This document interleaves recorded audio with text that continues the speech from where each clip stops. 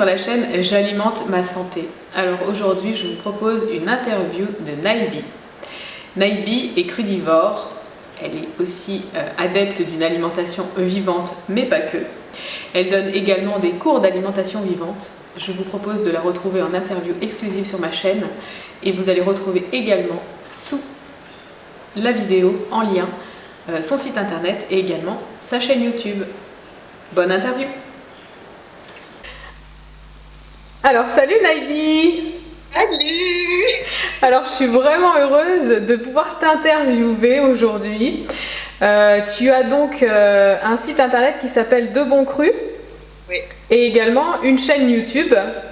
Ouais. De Bon Cru où tu fais des interviews de personnes sur l'alimentation vivante, l'alimentation crue. Alors est-ce que tu peux un petit peu nous raconter ton parcours? Ouais, bon, ben écoute, moi en fait, j'ai découvert l'alimentation vivante il y a combien de temps en fait? Il y a peut-être 6 ans. Oui. Mais ce qui m'a poussée en fait vers l'alimentation saine, plutôt végétale, c'est qu'il y a 10 ans, j'ai été diagnostiquée de l'hyperthyroïdie. Et tout de suite, là, je me suis posé des questions par rapport à ma santé parce que j'étais très rarement malade. Et quand j'ai fait les recherches, j'ai vu que le stress pouvait être la cause. Et moi, c'est ce qui a vraiment résonné le plus chez moi parce que je regardais ce qui se passait dans ma vie et effectivement, je vivais vraiment beaucoup de choses. Disons que je me détestais à fond.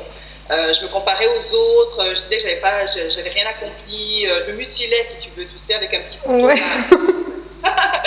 Et je me suis dit, bon, comment je vais faire pour sortir de là? Il y a une voix qui a soufflé dans ma tête et j'ai entendu le mot méditation. Alors, je suis partie, il fallait que je fasse ça de façon très intense. Je suis allée dans un centre de méditation intense. Pendant 10 jours, tu médites 10 heures par jour, qui s'appelle le Vipassana. Je crois qu'on est tous passés par les mêmes endroits. Et donc, j'ai fait ça et c'est là que j'ai découvert en fait le végétarisme. Et ça a été dur avant de l'accepter parce que je suis québécoise, mais d'origine haïtienne. Et chez nous, c'est beaucoup de viande. C'est vraiment le plat principal. Alors, ça a été difficile pour moi, mais en sortant de là, franchement, je suis vraiment sortie de là métamorphosée. Et graduellement, j'ai commencé à ajouter plus de végétaux.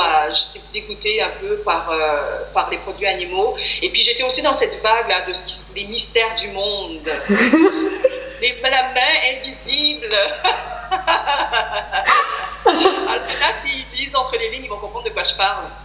Et là, j'étais dégoûtée et donc j'ai fait un rejet total. Et donc là, j'ai pris végétarisme. Et c'est vraiment quand je suis tombée enceinte que là, j'ai dit, bon, je vais nourrir mon bébé, maximum de nutriments. Et là, je suis devenue végétalienne et j'ai commencé à manger cru pendant que j'étais enceinte. Et ça s'est bien passé. Ah oui, puis même avant ça, j'avais plus l'hyperthyroïdie. Je l'ai plus eu 4 mois après que j'ai changé ma façon d'être, peut-être, je ne sais pas. Et donc voilà, après pendant ma grossesse, je suis devenue végétalienne et manger cru. Je suis partie en Californie me faire former en tant que chef en alimentation vivante à la Living Life Culinary Arts Institute. Puis je suis revenue à Montréal et c'est là que j'ai lancé mon blog deboncru.com. Et puis voilà, j'essaie de l'entretenir, mais avec un enfant, c'est quand même très difficile. Et je bossais aussi en même temps, donc voilà où j'en suis aujourd'hui. Je ne suis pas crudivore, je ne me considère pas comme une crudivore, mais j'ai un amour pour l'alimentation vivante. J'aime les couleurs, les textures, la fraîcheur, et c'est ce qui me motive aujourd'hui à continuer à faire ce que je fais. Ouais. Oui, bien sûr, oui, on est tous un peu d'accord là-dessus, hein, c'est clair, hein, c'est fantastique les végétaux, tout ce que ça peut nous offrir. Alors, pour ton parcours, c'est marrant parce qu'on a un petit peu le même, hein, finalement. On a commencé un petit peu quand on était enceinte, on a eu comme le déclic, la révélation, tu sais. Alors, quand tu dis que tu te considères pas comme 100% crudivore, c'est-à-dire? Ça veut dire que ça dépend des moments. Il y a des moments où oui, ça va être 100%. En hiver, moi j'habite au Québec. C'est vraiment difficile de manger cru, là. Il fait très froid ici. Je sais pas si tu as vu les tempêtes de neige. J'ai vu. C'est très difficile. Non, je me considère, je dirais, je déteste les étiquettes, d'accord? Ouais. Alors, ce que je dis, c'est j'ai une alimentation riche en végétaux, riche et dense en végétaux. Donc, pour moi, le végétalisme, le plus près du végétalisme, mais je mets du miel quand même. Donc, je ne dis pas végétalienne, parce que si je dis ça, je vais me faire lyncher, ok? Ouais. Donc, je ne dis pas ça. Alors, je dis, voilà, le plus riche et dense en végétaux. Les produits animaux, j'ai du mal avec ça. Je sais trop ce que ça fait dans le corps. Les produits laitiers, la viande et tout ça, j'ai vraiment du mal avec ça. Mais si je vais quelque part et qu'il n'y a rien d'autre à manger et qu'il y a comme un petit peu d'œuf dans le truc, là, je ne vais pas... ah non! Je mange. Je vais faire de mon mieux, ok, c'est sûr, mais je vais pas, je vais pas paniquer par les pédales, rien. Donc c'est pour ça que je me dis pas, crudivore. Voilà, c'est vraiment, j'essaie de manger le mieux possible et pour moi, selon ma constitution, moi en fait. Et je suis encore en recherche par rapport à moi-même. J'essaie des trucs, je regarde ce qui va pour certains, pour d'autres, pour moi. Donc voilà, c'est un peu ça, ouais. Ah ouais, c'est bien, c'est super, c'est vraiment génial. Et qu'est-ce que tu penses un petit peu justement de tous ces mouvements de crudivores, de frugivores, vegan? Qu'est-ce que tu penses de tout ça? Je pense, alors, en parlant à quelques personnes et des experts, je me suis rendu compte qu'en fait, que ces mouvements-là ça fait pas longtemps que ça existe, hein. C'est très récent. Et on est encore en expérimentation, c'est ce que je pense.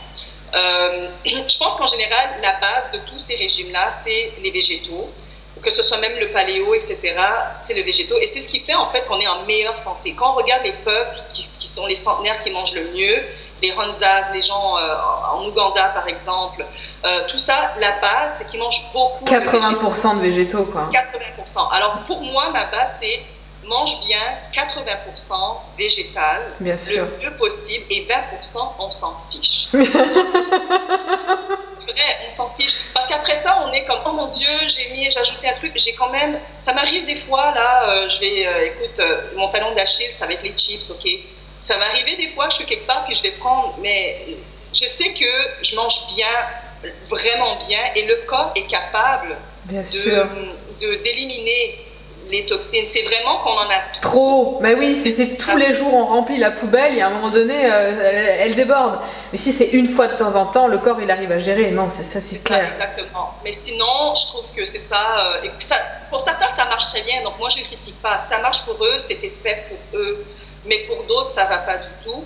Et j'ai fait une interview avec Dr Thurman, justement, un des plus grands médecins là, du végétalisme. Il traite beaucoup de frugivores. Ils viennent tous le voir, il m'a dit. Ils viennent tous le voir. Ils volent dans son bureau là pour essayer de voir comment ils peuvent arranger leurs problèmes. Les frugivores? Les frugivores, les crudivores, ils viennent tous le voir. Ils viennent tous le voir. Et pour lui, c'est vraiment extrême. En tout cas, j'ai hâte de la poster, là, cette vidéo-là, de la publier. Mais pour lui, c'est la même chose. Manger riche et dense en nutriments, c'est ça le plus essentiel. Et moi, c'est ce que je vise aussi. Donc, pour certains, ça marche, tant mieux. Moi, je ne critique pas. Et puis, pour d'autres, ça ne va pas vraiment. Donc, il faut essayer de réajuster. Et puis, voilà. Donc, il faut vraiment avoir une question d'équilibre. Oui. Je pense que c'est vraiment ça. Manger que des fruits... non, je pense pas. Puis de toute façon, plusieurs experts sont d'accord que c'est pas du tout recommandé. Donc moi, je pousse pas ça, je l'encourage pas. Manger que du cru, ça peut marcher pour certains, mais si on mange beaucoup de cru, ça peut être très faible en calories. Donc là, on manque des calories. Il faut essayer de manger beaucoup de fruits. Là, j'ai lu des études que, en fait, on digère moins. Pour certains, on digère moins le cru. Tu vois, il y a des choses qui sont mieux digérées en cuit. Et donc, on a beau dire, mais non, c'est pas vrai. Oui, des opinions. Hein. Je crois qu'il y a des produits dans certains végétaux qui sont mieux assimilables quand ils sont cuits que quand ils sont crus. Oui, exactement. Puis, donc, il y a plein de choses. Et la nutrition en tant que telle, c'est nouveau aussi comme science. Bah, bien sûr. Ça fait pas très longtemps qu'on s'y intéresse comme ça. Hein. Oui, exactement. Donc voilà, moi je pense que il faut essayer. Bon, si il y a des nouveaux mouvements qui arrivent, les gens peuvent essayer ça et puis qu'ils essaient, qu'ils voient si ça marche bien pour eux. Si ça marche bien pour eux, tant mieux. Et puis sinon, peut-être qu'il faut ajuster. Donc toujours ajuster son régime en fonction de soi. Bien sûr. Je voulais savoir, bon, c'est vrai que ça a peut-être pas un côté, on parle moins du cru, mais qu'est-ce que tu penses des céréales et par exemple du régime Rotilfort où on mange beaucoup de céréales par exemple le soir? Alors, la civilisation n'est pas adaptée à manger des céréales, ok, ça existe seulement depuis 10 000 ans à peu près là, et l'être humain existe depuis très très très longtemps, on s'entend, et c'est là qu'on a commencé à vraiment changer un peu la culture des céréales. Donc je pense que le corps n'est pas adapté à manger autant de céréales. On n'est pas non plus des oiseaux. Les oiseaux, ils ont, c'est vrai, ils sont des carnivores, Oui. ils ont quelque chose de plus que nous, on n'a pas, et donc on ne peut pas baser notre alimentation sur des graines. Ouais. Que des graines, exactement. Par contre, un peu, c'est pas la fin du monde là. Je veux dire, on peut en mettre. C'est une question de modération, mais comme des légumineuses, même chose. Bon, après, il y a cette histoire du gluten. Alors, c'est vrai que le gluten, pour beaucoup, ça pose un problème. Il y a des gens qui ont des sensibilités beaucoup plus fortes que d'autres. Donc, pour moi, le gluten, c'est clair que dès qu'on l'élimine et qu'on essaie de manger sans gluten pendant un moment, on sent vraiment une nette amélioration. Donc, moi, je suis pour ça. Par contre, je pense qu'on ne peut pas éliminer complètement. Par contre, on met des pseudo-céréales, on les considère comme céréales, et ne se sont pas vraiment des céréales. Le quinoa, le millet, l'amarante, qui ont des très bons bienfaits nutritifs. Alors pourquoi les éliminer? Il y a des peuples qui mangent ça depuis longtemps. Ouais, bien sûr. Et donc, non, je pense que c'est ça. Voilà. Des pseudo-céréales, super, et tout ce qui est vraiment super transformé, d'éliminer complètement. De manger le plus intact. Moi, j'appelle ça les céréales intactes. Oui. Que ce soit intact, que ce soit pas des petits flocons, là, vraiment comme les amandes, tout ça, le plus possible, ça peut apporter énormément de bienfaits quand même nutritifs. Là. Mais surtout pas que ce soit la base de notre alimentation, parce que je pense qu'on n'est pas fait pour manger que des céréales. Oui, bien sûr. Le riz, il y a plein de choses aussi qui se disent sur le riz. C'est une céréale, non, c'est pas une céréale. Alors finalement, qu'est-ce que c'est? C'est ça, on ne sait pas ce que c'est trop. C'est clair que le riz blanc, pour moi, ça a été, on a enlevé toute sa valeur nutritive. Et en plus, bon, on dit que les riz, en fait, ont été contaminés avec l'arsenic, etc. Oui. Donc, je veux dire, un peu de riz brun, disons, pour moi, encore une fois, c'est une question de dosage. De dosage. Et après, il y a d'autres genres de grains, par exemple le riz sauvage. Le riz sauvage. Ça pousse beaucoup, en tout cas ici en Amérique du Nord, là, on le cultive beaucoup. Et c'est ça, c'est vraiment c'est comme les graines de tournesol, c'est des grains en fait, c'est même pas des céréales. Donc ça c'est génial. Ça, ça coûte très cher par contre. Oui, j'ai vu, ça coûte très cher. Donc ça, de peut-être privilégier des céréales ou des grains intacts le plus possible et le moins transformés possible, avec le plus d'antioxydants possible. Plus c'est foncé, plus il y a de la coloration brune, foncé, plus on sait que c'est riche en nutriments. Plus c'est blanc, plus on sait qu'il n'y a plus rien. Oui, bien sûr. Et tu donnes des cours de cuisine aussi, c'est ça? Oui, alors j'ai été formée, comme je disais plus tôt, en tant que chef en alimentation vivante. Donc quand je suis revenue de la Californie, j'ai commencé à faire des conférences en entreprise, à faire des cours de cuisine et tout ça. Et maintenant, en fait, je suis associée avec un restaurant ici à Montréal, le seul, qui offre l'alimentation vivante, qui s'appelle Fruits d'Essence. Oui, je connais. Je suis enseignante là-bas. Ah, c'est super. Ah, c'est génial. Ouais. Et aussi à part, quoi. Ouais, d'accord. Et donc, tu as un petit garçon, c'est ça? Oui, il a 5 ans et demi. Et alors, du coup, comment tu l'as alimenté pendant ces 5 ans? Lui, c'était vegan au début, c'était végétalien. Bon, déjà, la première, lui, il n'a bu que du lait jusqu'à au moins 8 mois à peu près. J'ai essayé de pousser jusqu'à 1 an, mais là, c'était pas possible, il avait besoin de bouffer. Donc, j'étais comme ça, avec du lait. Et après, j'ai introduit des fruits, des purées de fruits et tout ça. Et vers 1 an et demi, il a commencé à y manger de plus en plus. Donc lui, ça a été vegan dès le départ. Oui. Là où est-ce que c'était un problème, c'est que son père et moi, on n'est pas ensemble. Son père habite à Paris.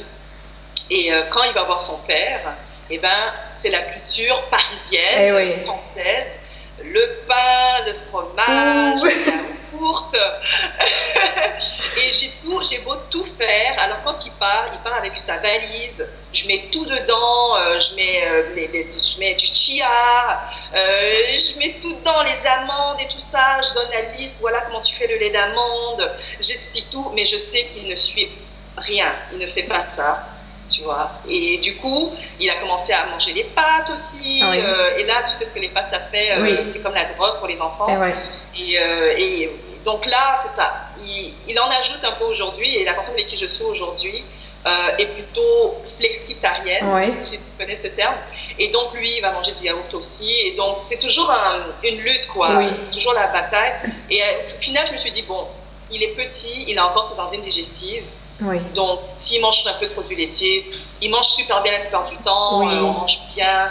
Et puis, je veux pas qu'il ait une aversion non plus. Bah non, c'est ça, parce qu'après le problème c'est que si on est trop dogmatique, on va les frustrer les enfants et c'est pas le but non plus. Après, je veux pas, faut pas en faire des personnes qui vont avoir après plus tard des troubles du comportement alimentaire.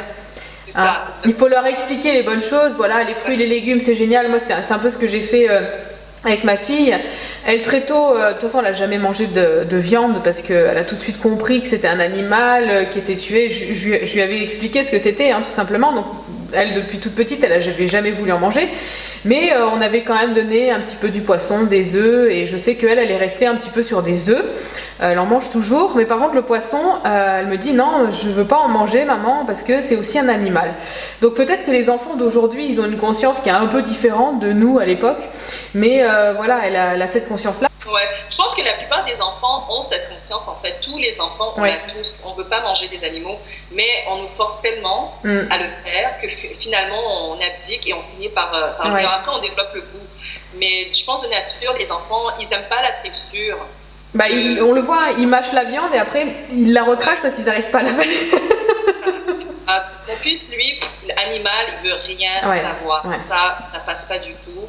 Mais puis après, bon, le lait, des fois, avec mon compagnon, lui, il va prendre des fois son lait pour mettre dans son café. Puis là, quand je vais faire du chia, puis là, il n'y a pas le temps de faire du lait d'amande. Pour lui, moi, je fais tout à partir de rien. Je fais tout, là. Oui. Mais pour certains, ils ont été habitués à l'avoir là, sous la main. Donc, des fois, il va lui mettre là le lait. Je fais, mais là, qu'est-ce que tu fais là? Donc, mon fils, il est un peu, ah ben là, est-ce que je peux, maman? Il me pose la question, maman, est-ce que je peux? Non, c'est pas bon. Ouais. Bah, j'en suis revenue, moi, de ça un peu, hein, parce qu'au début, j'étais un peu comme ça aussi. Je dis, non, mange pas ça, surtout pas, comme si elle allait s'intoxiquer et tout.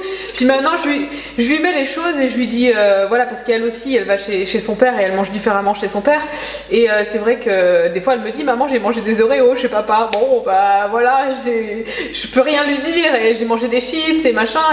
Et quelque part, quand elle vient chez moi, c'est un peu le bagne parce qu'elle se dit, oh là là, chez maman, il n'y a pas ça et ça. Et donc, quelque part, j'ai été obligée de faire avec et de dire, ok, il y aura des chips aussi à la maison chez maman, mais avant tout, je veux que tu manges tous tes légumes, tous tes fruits et tout, et les chips, on verra plus tard, parce que je lui ai bien expliqué, je lui ai dit ça, ce qui va faire ta base et ce qui va te construire, ça va être les fruits, les légumes, et les chips, c'est le petit côté, la cerise sur le gâteau, voilà, pour te faire plaisir, mais voilà, j'ai pas envie de la frustrer et de lui dire non, surtout pas, tu vas mourir, mais voilà, il faut arriver à trouver un juste milieu en fait. Ils arrivent dans ce monde qui est déjà difficile à comprendre. Bah et oui. Ils arrivent avec voilà. Ouais, non, faut pas être trop fermé non plus. Il faut leur laisser un peu de liberté quand même, c'est important. Ouais. Bon, en fait, la conclusion de tout, c'est que moi, en fait, pourquoi je fais encore ce que je fais, c'est qu'est-ce qui m'anime en fait, c'est vraiment, c'est le fait de manger vraiment bien. J'ai toujours été intéressée à ça depuis que je suis jeune. Et ça a commencé juste pour savoir comment avoir des beaux cheveux, comment avoir de beaux ongles, comment avoir une belle peau. Et donc, depuis que je suis ado, en fait, les vitamines et tout ça, ça m'intéresse. Et jusqu'à présent, ça va toujours être ça. J'ai un côté quand même scientifique aussi qui reste en moi. J'ai une formation en chimie. Oui. Et pour moi, en fait, ce que j'aimerais, c'est toujours dire aux gens que oui, il faut manger super sainement, ajouter beaucoup de végétaux, mais sans être rigide. Ouais. Je pense que c'est super important. Et donc, mes projets, c'est plus ça. Là, mon blog, il est actif depuis 2 ans, je crois, à peu près 3 ans peut-être même. Et ça a toujours été un peu difficile pour moi de l'alimenter, mais là, j'aimerais vraiment mettre beaucoup plus d'articles et de recherches. Oui. Je trouve que beaucoup de personnes s'improvisent experts, santé et en alimentation, dont peut-être moi aussi. Et il y a trop de confusion dans le monde. Il y en a trop là, il y en a trop. Et donc moi, ce que je veux faire, c'est apporter quelque chose d'intégratif, de voir, ok, qu'est-ce qui se dit là chez les scientifiques. Et même là, chez les scientifiques, parfois c'est une question d'interprétation et d'opinion. Parce qu'on est humain, on va tous apporter ce qu'on pense par rapport aux données. Les données, c'est juste des données. Donc, j'aimerais quand même aller chercher ça et chercher un peu moi ce que je pense et le coller, mais de toujours de donner des sources. Je suis un peu enragée par des personnes, parfois, qui se disent gourous, experts, qui ne se le disent pas, mais qui agissent comme tels, qui disent plein de trucs, mais jamais ne donnent de référence. Ne donnent pas de source, aucune référence, n'ont fait aucune étude longue, épidémiologique, en clinique, pendant des années, et qui vont affirmer des choses. Et ça, pour moi, ça m'énerve, parce que je trouve ça irresponsable. Et là, je vais me faire peut-être attaquer, mais je dis la vérité. On ne peut pas être... Si on veut être des leaders, il faut le faire, en ayant tous les bagages avec nous, et en apportant un maximum d'informations pour que les gens puissent trier là-dedans et avoir leur propre opinion et l'esprit critique. En fait, donc c'est ce que j'aimerais apporter en fait aux gens. Et quand j'écris mes articles, c'est très long parce que je suis toujours en train de chercher. Mais après, c'est toujours pareil, c'est beaucoup de théories que les uns et les autres avancent en fonction de leurs calculs savants, etc. Mais au final, au jour d'aujourd'hui, même avec les meilleures études du monde et tout ce que tu veux, on est incapable aujourd'hui de savoir qu'est-ce qu'une molécule devient dans notre corps. C'est-à-dire que moi, je vais manger un truc, ça va devenir ça, mais toi, ça va devenir autre chose. C'est ça le problème, c'est pour ça qu'on n'est pas tous d'accord et qu'on n'est pas tous les mêmes. Parce que moi, je vais traiter mon aliment d'une façon et toi, tu vas traiter l'aliment d'une autre façon. Et tu vas pas avoir les mêmes besoins que moi. Il y a tellement de facteurs en fait qui rentrent en jeu, c'est que à côté, toucher l'euro-million, c'est facile quoi. Il y a moins de possibilités, on va dire, bientôt pour gagner l'euro-million que pour trouver qu'est-ce que la molécule elle va faire dans le corps quoi. Ouais, on le sait pas et tu sais, on parle beaucoup de la santé holistique et le plan émotionnel, spirituel, physique, psychologique et la nutrition, c'est le côté pour moi physique. Il y a ce côté-là. Mais après, il y a tous les autres côtés. Bah oui, bien sûr. Ce qui vient de s'ajouter. Il y a le vécu, le passé. Il y a quand même un peu la génétique aussi, un peu dans tout ça. Que oui, c'est pas un fataliste non plus. Hein, on peut toujours la changer. Mais il y a tout ça. Donc, ça vient changer. Ça vient changer en milieu.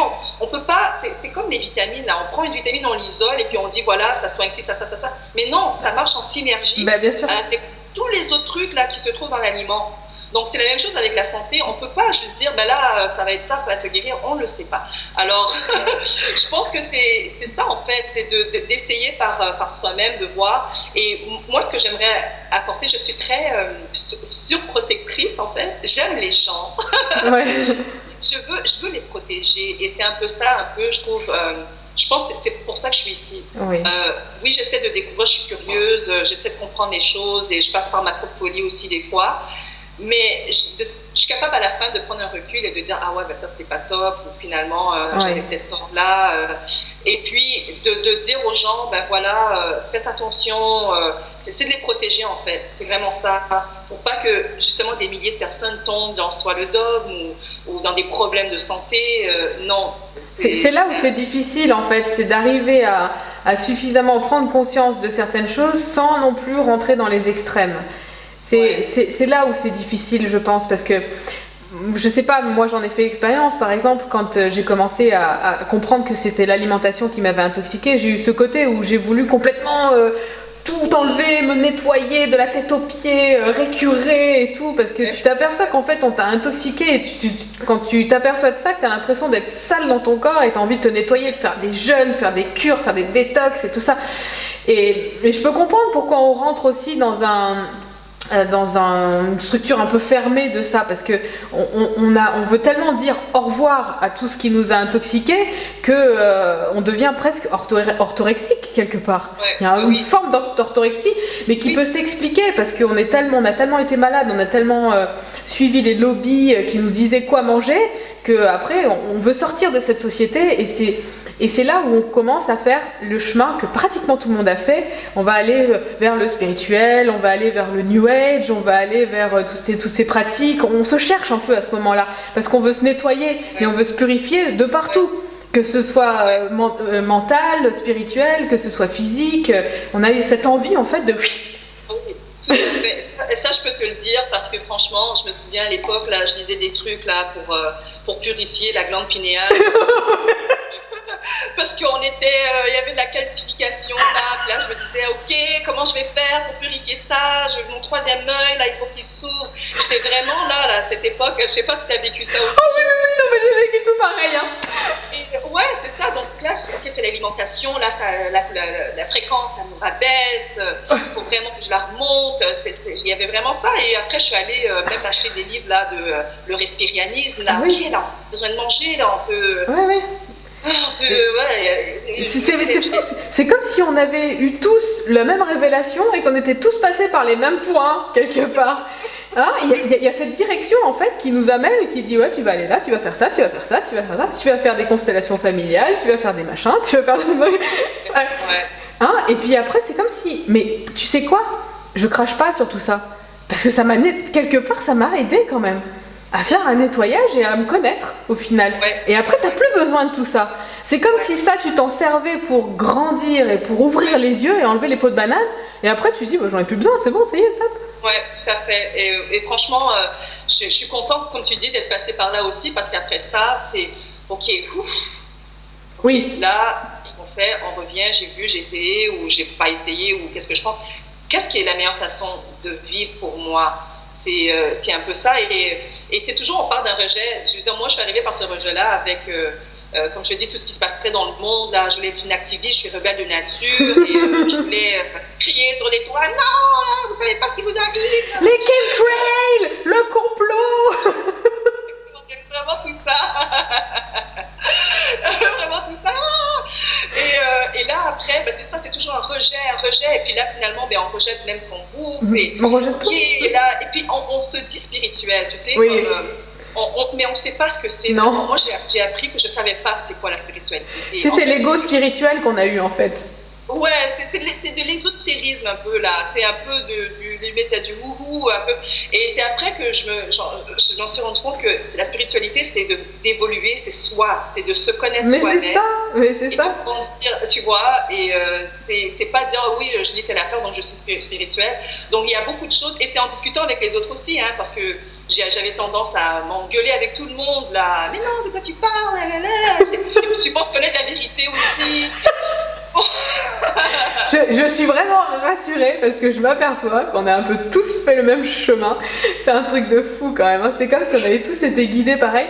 Peut-être qu'on a tous un rôle à jouer et que toutes ces personnes qui jouent ce rôle doivent passer par ces étapes, tu sais. Ouais. C'est l'étape où tu portes ta croix en fait. Bon après j'espère qu'on ne sera pas crucifiés. C'est exactement ça. Donc je pense que dans tout ça, c'est le fait d'être honnête, comme tu l'as fait. Franchement, j'admire beaucoup ce que tu as fait, cette honnête et d'être intègre. Je pense qu'on tu vas plus t'aimer toi-même si tu restes en lien avec toi-même, et voilà. Et les autres aussi vont apprécier ça. Et peut-être qu'il y en a qui vont pas t'aimer, mais c'est tout bad. Tu peux pas plaire à tout le monde. Ah non, ben non, c'est sûr, ça j'ai bien compris. Hein. Et moi je l'ai réalisé. Moi, ça m'est arrivé des fois. On m'écrivait là, tu dis telle affaire, machin. Je dis regarde, je parle pas à toi. Moi, je veux parler à des gens qui sont un peu perdus ou qui commencent oui. Et puis c'est juste je relate mon expérience. Après si t'es pas d'accord, c'est bon. Oui, voilà, on t'oblige à rien. Il n'y a rien à vendre, on n'a rien à vendre, on n'a rien à acheter, on t'oblige à rien. Tu viens sur le site, tu regardes, tu prends ce que tu as à prendre, ce qui t'intéresse pas, tu le mets de côté, peut-être que tu reviendras plus tard. Mais voilà, on n'oblige personne à faire quoi que ce soit. Hein. Exactement. Et puis si tu vois là par exemple moi mes plans, si ce que je vais aider par exemple c'est plus la cuisine. Tu sais moi c'est la cuisine que j'aime beaucoup, c'est mon côté artistique qui m'anime, et ça par contre ça partira jamais. Je veux toujours aider les gens à trouver des façons originales de faire des plats végétaux qui sont beaux, qui sont bons. Ouais. Et ça va toujours été. Donc les cours de cuisine, ça, je vais toujours les donner. Ça j'aime ça, j'adore enseigner. Vraiment, j'ai appris que j'étais faite pour enseigner, en fait, partager mes connaissances. Donc ça restera toujours, mais de le faire de façon décontractée et cool. Et dans la joie, et dans la bonne humeur. Dans la joie, le plaisir. Voilà. Et après les autres, après vous faites tout ce que vous voulez. Moi, j'ai toujours aux gens, si vous voulez manger votre steak, mangez-le, mais ajoutez des végétaux. Mais bien sûr. Voilà, c'est ça. Mais je pense que c'est ça aussi. Il faut arriver à être suffisamment à mettre un peu d'eau dans son vin et pas à dire non, ne mangez pas de viande, sinon vous tuez les animaux. Et si vous tuez les animaux, c'est que vous n'êtes pas quelqu'un de bien. Oh là là, et là on va trop loin. Ouais. On va trop loin. Oui. Et puis moi j'ai beaucoup appris justement à calmer ce discours parce que j'étais là il y a pas longtemps. C'est pas de dépasser telle quantité, mais regardez sinon selon vous. Mais mangez plus de végétaux, ajoutez, mangez varié. C'est vraiment ça mon message le plus possible. Et puis après, ben voilà, je veux dire. Ça fait combien de temps qu'on est là sur la terre là, je veux dire, si manger cuit était si mauvais, franchement, on n'aurait pas survécu là pendant tout ce temps-là. C'est clair. C'est ce que je me dis. Et après, je suis tombée même sur des livres, un livre qui parle, c'est en anglais, ça s'appelle Comment la cuisson nous a rendus humains. Je ne sais pas si ça a été traduit comme ça. Et ça disait des trucs intéressants quand même. Que, je veux dire, on compare parce qu'on veut se comparer aux bonobos ou on veut se comparer aux gorilles et tout ça, mais déjà à la base, ils sont même pas végétaliens. Bah non. Parce qu'ils vont manger des fourmis, des larves. Mais bien sûr. Ils vont manger ça, donc ils le sont même pas. Ça n'existe pas, le végétalien, ça n'existe pas. Et en plus, quand tu regardes ce qu'ils font, qu'est-ce qu'ils font toute la journée? Ils mangent, ils excrètent, ils dorment. Okay? Ils ont le temps de rien faire. Ils mangent. Et ce que lui il disait, c'est que, j'ai oublié le nom de l'auteur, mais quand tu manges cuit, ce que ça a permis de faire, c'est de concentrer un peu la densité nutritionnelle. Et là, tu étais capable pendant des heures de ne pas manger. Et donc, ça a permis un peu à l'humain de faire autre chose que de passer son temps à manger. Il a pu, il a fait des mauvaises choses aussi, mais il a pu créer, on a pu faire autre chose. Donc, pour moi, la cuisson, ça a un peu sa place aussi. Et comme on dit, il y a plusieurs recherches qui montrent qu'il y a des choses qui sont beaucoup mieux assimilables, et ça, on peut pas, les données sont là. Je veux dire, on a beau regarder et dire non, c'est pas vrai, ils mentent, là, il y a un lobby là qui leur a forcé. Non, mais... Bon, on m'a demandé si j'avais pas été payée par les lobbies pour changer d'avis. Ah ouais, ça c'est toujours la pensée. Ah ouais, c'est clair. Ah non, mais elle, c'est bon, ça y est, hein. Ils lui sont tombés dessus, hein. C'est bon. Oui, et aujourd'hui, je le fais, je te dis honnêtement, des fois, je vais voir un truc et je vais dire, mais non, de quoi tu parles? Et c'est automatique, tu vois, c'est automatique. Et puis après, je me dis, bon, peut-être. Mais ouais, donc c'est ça, je pense qu'on peut pas nier ça. Donc c'est une question d'équilibre. Un peu de cuit, pour moi, c'est pas la fin du monde. Trop cuit, c'est mauvais. Ça, oui, non, mais c'est clair. Trop cuit, la crimalite qui est formée, tous ces problèmes-là. Oui, ça, franchement, non. Ça, on est d'accord. Mais un peu de cuisson, ça va. Il y a des minéraux, on a toujours des minéraux. Les fruits, de toute façon, on les mange. On mange des feuilles, moi je dis ça. Mangez vos feuilles pour les minéraux, les légumes pour les minéraux, mangez vos fruits pour les vitamines. De toute façon, les fruits, on les mange crus, d'accord? Oui. On les mange crus. Et c'est des micronutriments, donc il faut une petite quantité, en fait. C'est ça que ça veut dire, micronutriments. Une fois qu'on l'a, c'est bon. Donc après, voilà, c'est une question d'équilibre.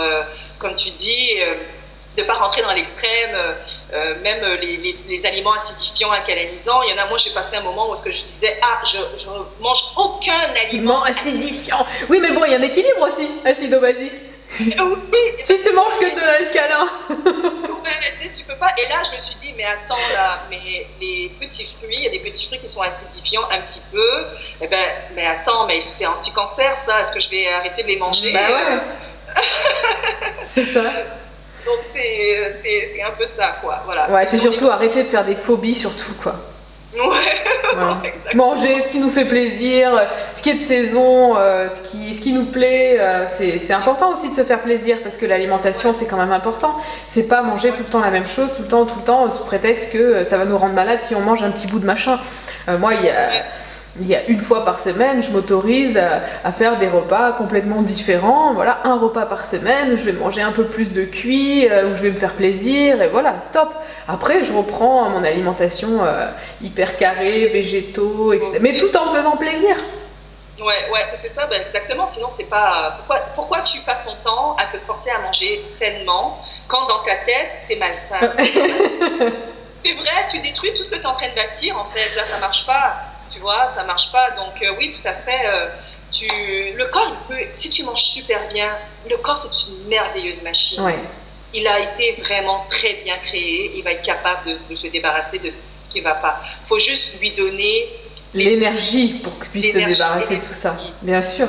Mais c'est une machine fantastique, hein, n'empêche, quand tu regardes le corps humain. C'est passionnant. Hein. Moi, j'adore. Hein. Franchement, je passerai des heures et des heures à lire, à bouquiner, à faire des recherches sur Internet dans tous les sens, à discuter avec des médecins. Mais j'adore ça. Hein. C'est ma passion. Hein. Ouais. Je pense que toi aussi, c'est vraiment cette passion aussi qui t'anime. J'adore ça. Ouais. J'adore découvrir des choses, apprendre. Je pense que c'est pour ça qu'on est là. Oui. Apprendre des nouvelles choses et discuter avec eux, avoir leur point de vue. Ouais, franchement, j'arrêterai jamais, quoi. Ah non, moi non plus. On est parti, on est lancé, là, on s'arrête plus. Hein. Bon, écoute, c'est vraiment génial. Je suis vraiment ravie d'avoir fait ta connaissance et puis surtout de voir qu'on a un peu le même parcours parce que en faisant cette interview, on a appris à se connaître l'une et l'autre et c'est rigolo parce qu'on a plein de points communs et on en arrive un peu aux mêmes conclusions. Donc, je suis vraiment super contente. Super, ok, je suis contente. J'espère qu'il y aura plus de personnes comme ça en fait qui vont se révéler et ça va aider, je pense. C'est le but, c'est ça, c'est d'aider, transmettre, d'éveiller. Voilà, surtout d'éveiller dans le bon sens du terme. Oui, parce qu'on n'est pas. Qui sont-elles pour dire qu'elles sont là pour éveiller? On n'est pas des gourous, hein. Moi, je suis pas un gourou, là. Bon, écoute, c'est vraiment génial. Je te souhaite plein de belles choses et de belles réussites avec ton site internet et ta chaîne YouTube. Donc, je vais mettre en lien tout ça en dessous de la vidéo pour que les gens puissent venir te suivre.